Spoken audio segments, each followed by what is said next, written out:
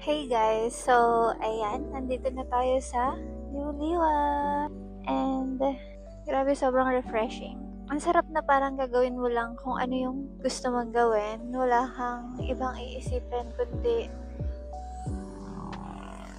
kung ano lang yung gusto mong gawin.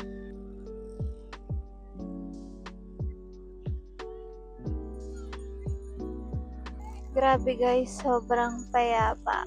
As in, whew, medyo late na ako lumabas kasi nga ang init kanina.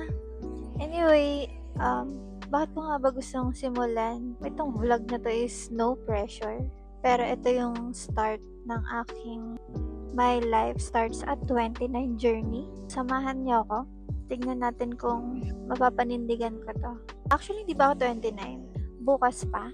May 6 pa lang as of now. So, bukas yung birthday ko. And bukas ako actually magto-29. Pero syempre, para naman masulit ko yung mismong birthday ko, inagahan ko na ng isang araw yung pagpunta dito. Para hindi lang naman maubos sa biyahe yung birthday ko. Sobrang daming nangyari sa buhay ko lately. Started last year, sobrang dami talaga. Sobrang unpredictable ng mga nangyayari sa akin. And sobrang dami kong realizations. Especially nung ako na lang mag-isa. Nung wala na akong kinakausap, wala akong iniistorbong ibang tao. Ang sarap pala. Actually, before naman, ganun ako. May sariling mundo. But I tried to open up myself sa ibang tao. Sa iba't ibang tao. Doon ko na-realize na sobrang cruel pala talaga ng mundo kapag hindi ka matatag. Sobrang daming tao na akala mo okay sila pero hindi. Maraming magte-take advantage sa'yo kapag pure ka na tao. Hindi pala pwede na mabait ka lang. Dapat pala minsan marunong ka din na lumaban or umiwas na lang siguro. Lumabas ako or nag-explore ako outside my shell last year and I feel like hindi talaga siya para sa akin. Pero marami ako natutunan. Sobrang dami ko natutunan to the point na eto ako, bumabalik sa kung sino ba talaga ako. Ngayon ito, sobrang peaceful ng buhay ko ngayon guys. As in, sobra. Before kasi ganito na ako, actually. Hindi pang okay lang ng ako lang. Wala masyadong kaibigan, hindi palalabas. Pero ngayon, ang pinagkaiba lang, sobrang palalabas ko na. Sobrang palagala ko na. Which is, before kasi feel ko kaya hindi ko rin siya magawa dahil din siguro mahihiluhin ako sa biyahe, pagsasakyan. Pero ngayon, grabe. Sobrang kabaliktaran na. Sobrang na-enjoy ko na bumiyahe ng sobrang layo. Sobrang peaceful. Natutuwa ako kasi bumalik na sa dati yung buhay ko. Na sobrang peaceful. Actually, restart yung gagawin ko. Starting tomorrow, restart ng buhay ko.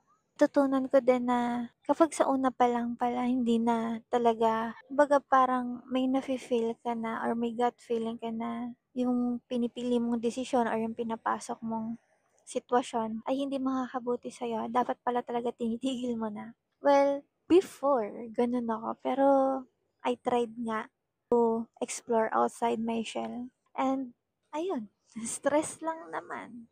Anxiety lang naman ang binigay sa akin. So, ibig sabihin, tama pala ako all this time. Tama pala yung attitude ko or yung personality ko, tama lang pala siya para maiwasan mo na maagrabyado ka ng ibang tao. Sobrang peaceful ng buhay, grabe. Sobrang simple ng buhay.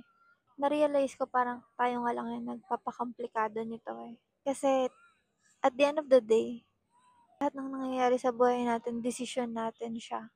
Wala naman, pwedeng may pumipilit sa atin, pero sa huli kasi, we still have a choice naman kung ano yung tatahakin natin. I'm so happy right now. To be honest, sobrang kalmado ng puso ko, ng utak ko. And to be honest, literal na restart yung ginawa ko. Nag-cut off ako ng mga tao talaga, literal. Bukod lang sa family ko, syempre. Literal na wala akong kinakausap ngayon everyday. I'm just doing what I want to do. May mga daily routines ako ngayon na sobrang busy ko nga to be honest. Ang saya. Ang saya. kung pwede lang sumigaw. Nakakahiya lang kasi syempre may mga tao dito, pero konti lang yung mga tao dito. Ayan guys, sa ATV. Mag-ATV din ako, wait lang. So, sana mapanindigan ko 'tong vlog na 'to kasi simpleng vlog lang naman, 'di rin masyadong magarbong edit. So, bahala kayo pagtiyagaan yung panoorin, nasa sa inyo yun. Kahit wala namang manood, okay lang kasi hindi ko naman 'to like literal na gagawing career. Parang gusto ko lang na dahil wala nga ako nakakausap, wala ako literal na kinakausap. To be honest, it's my choice. Kung gugustuhin ko mag-jowa, gusto ko na may kausap, madami, pero it's my choice na wala. It's my choice na manahimik muna. And I think it's the best choice to restart your life. So, ayun lang muna for now. Enjoying ko muna yung stay ko dito sa Liwa. So, basically, ito yung aking day 1. Bye!